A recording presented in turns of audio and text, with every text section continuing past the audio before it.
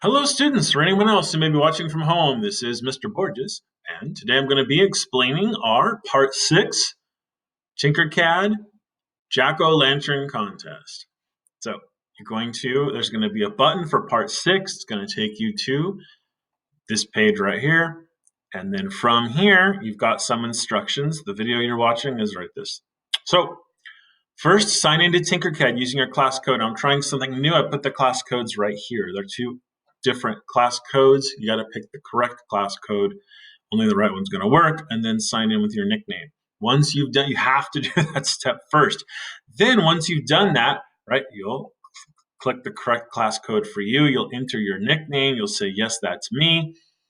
Then you'll be logged into TinkerCAD. You'll come back to Canvas and then click this link right here in TinkerCAD. Got to be logged in already with your class code, or I will not be able to see your project. So here's the assignment that you'll see. Now mine says tinker this because it's my project. Yours is going to say copy and tinker this, and that's what you'll do. So you'll click copy and tinker this. It's going to make a copy of that project for you. Then you're going to be able to change your copy, and you're going to design your own jack-o'-lantern, and we're going to have a contest where we're going to have all the teachers pick the best ones without knowing whose was whose, and then the winner is going to get a gift card for 10 bucks. And I might have to mail it to you, but I'll do that. Okay, so here we go. This pumpkin is hollow. So I'm just going to get out a classic roof shape. I'm going to raise it way up above the work plane here, move it back towards my, let's see.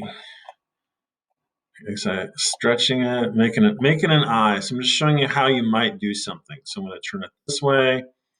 Okay, so maybe this is the perfect jack-o'-lantern eye. I don't know. Right, so what would you do with it then, right, to make sure it goes all the way through your pumpkin? You're going to make it extra thick and then move it inside the pumpkin. You see? Then you can adjust the height that you want, back and forth that you want until you get whatever it was that you were looking for, until you get your perfect thing, right? Rotate a little bit, whatever you want to do. Once you get your perfect position, what you can do then is you can click this, copy it, right? Click copy, click paste, move it over into the position for the other one. Now it's backwards, right? It's a copy, so it's not mirrored. There's a mirror tool right here behind my thing. There's a mirror tool which you can click on, and it's going to give you these options. You can pick this one to give the mirror of that other eye, the opposite of it basically. Stick it where you want it to go. Something like this, and hey, maybe these are too high, maybe these are too low, I don't really know.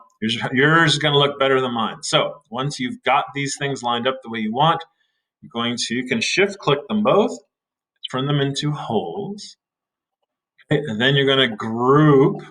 I've selected everything by drawing a rectangle around it, and now I'm going to pick the group button to group the holes together with my pumpkin, and they'll become holes in the pumpkin. And that's the big idea. It takes a second to think about it, and then there you go, right? You can see the jack-o'-lanterns coming together.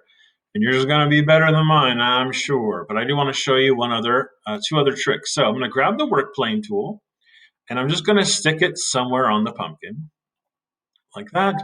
Now what I want to do is, instead of basic shapes, I'm just going to get the text tool, and I want to show you, right? So I can throw some text on here. Make your text say something much more interesting than mine. This is just an example. I'm going to make the text extra thick, and then use the lift handle to lower this into the work plane, right? Turn it into a hole, and then you can select everything by drawing a rectangle around it all and group it. I'm going to have text cut out of my pumpkin, and you can change the style of your text, the size of your text, make it say what you want it to say and stuff like that. I'm going to reset the work plane and deselect everything so that you can see what's going on there. All right, so that's my text cut out. Then say you might want to just do like a freehand mouth or something. I want to put the work plane tool back on here and show you one more thing that you can do. I'm going to go back to basic shapes and grab the scribbler. Okay, so you just click somewhere where you want to scribble, and you just start scribbling. You can just scribble away. You have other options too, and I like this basic shape tool. So say you want to draw a spooky mouth, so maybe that goes something like, like sharp teeth or something. I don't know, something like this. And then whatever, I don't know. You come up with your own perfect spooky mouth or something.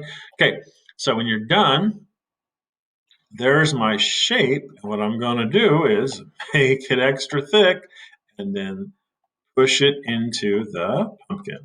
And then you can, of course, adjust this or something else. Is it too high? Is it too low? I don't really know. You can hold down Shift and then scale it. The whole thing needs to be bigger, whatever. You're going to do your stuff, come up with your own perfect thing. When you're done, right, maybe it needs to be even bigger than that. I don't know. Big old scary mouth on this thing. Okay, when you're done, then you're going to turn your shape into a hole. Select the pumpkin and the shape at the same time by drawing a rectangle around it, and then click the group tool. And then give it a second to do that. And if you're on a slower laptop, go get a drink of water and then come back. Okay, and then there we go. So I'm going to reset the work plane and deselect everything so that you can see it. And all right, so this is not going to win first place probably, but you can already see some of the things that you can do in your pumpkin contest. Right?